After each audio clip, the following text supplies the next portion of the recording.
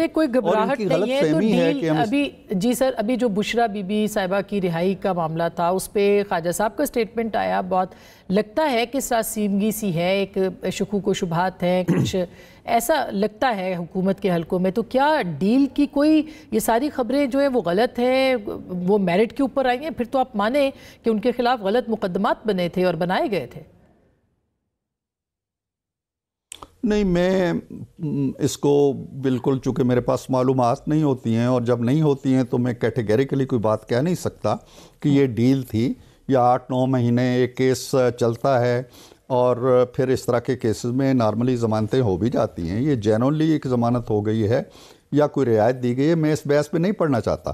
لیکن سوال یہ ہے کہ اگر کوئی ڈیل ہوئی ہے تو ڈیل اس وقت ہوتی ہے جب دو طاقتیں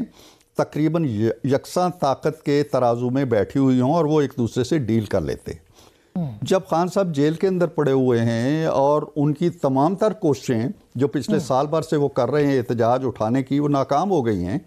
تو کوئی ان سے کیوں ڈیل کرے گا؟ ہاں، یہ ضرور ہو سکتا ہے کہ آپ نے اپنے طور پر کوئی اس طرح کی رعایت لکھ کے دے دی ہو جی کہ ہمیں معافی دے دیں،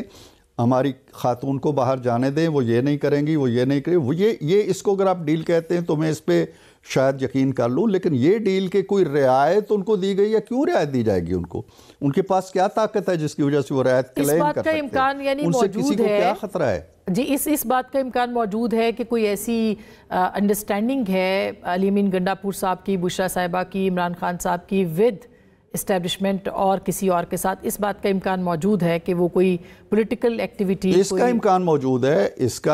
کا جی آسمہ، اس کا امکان یقیناً موجود ہے، اور وہ آنے والے چند دنوں میں دیکھتے ہیں کہ بشرا صاحبہ کا طرز عمل کیا ہوتا ہے، وہ کس طرح کا لب و لہجہ اختیار کرتی ہیں، خان صاحب کے حوالے سے وہ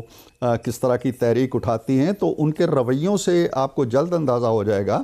کہ کیا کوئی اس طرح کی انڈرسٹینڈنگ ہے یا نہیں ہے۔